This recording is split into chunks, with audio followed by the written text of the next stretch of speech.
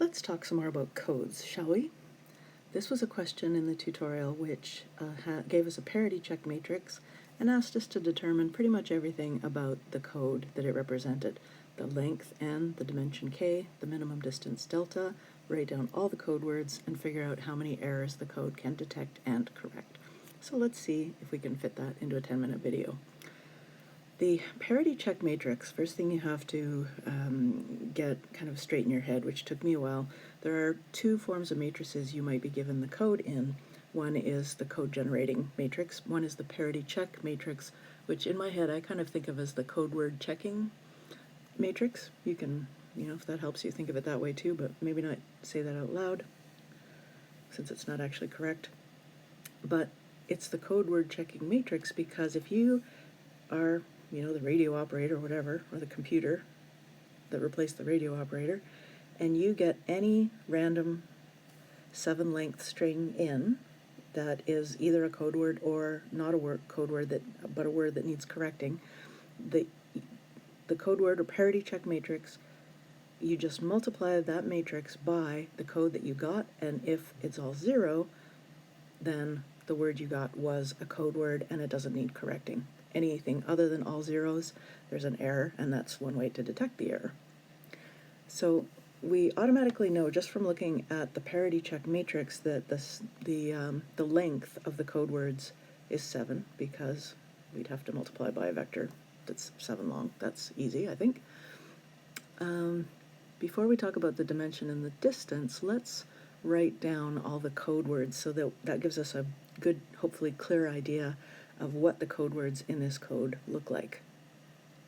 Now, I just said that if you take the parity check matrix and multiply it by any random string of 7 zeros and 1s, if it's 0 in every place, then you have a code word. So to find the code words, we want to solve this equation. So we could write out 4 equations in 7 unknowns, which you may already realize from those numbers means we're going to have at least three free variables. But since we've all taken linear algebra in the last 2 or 3 or 20 or 30 years, let's row reduce this matrix and see what we get. I wish I could pause this while I do this, but I guess a little more practice in row reducing never goes amiss. So let's take the third one next and add it together. And then the second row I'm just going to repeat. Same with the fourth row. Let's see, where can we go from here? Well, now we can use the second row against the first.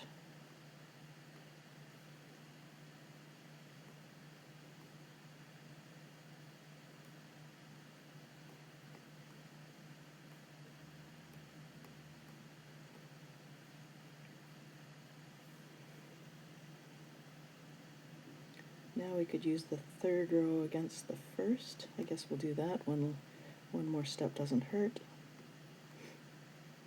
Because I spend my whole day with zeros and ones, I just add them together.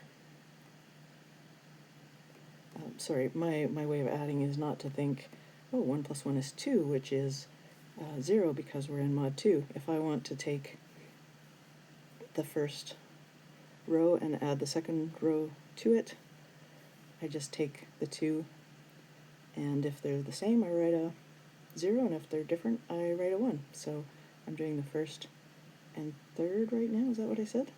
So it's 1, 0, 1, 0, 1, 0, 0. If you work hard, you can one day too be someone where people say, it makes no sense when you add things.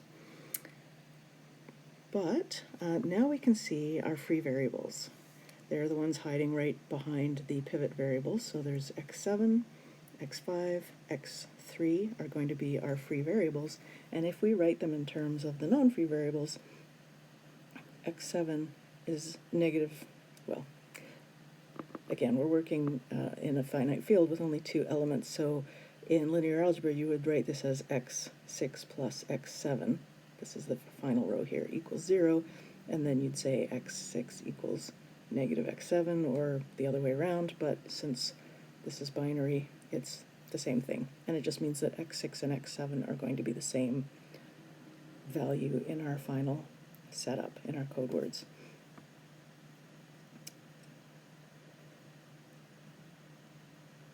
Okay, so we have three free variables. Never again will I have an example with 3 free variables, because that's quite the tongue twister.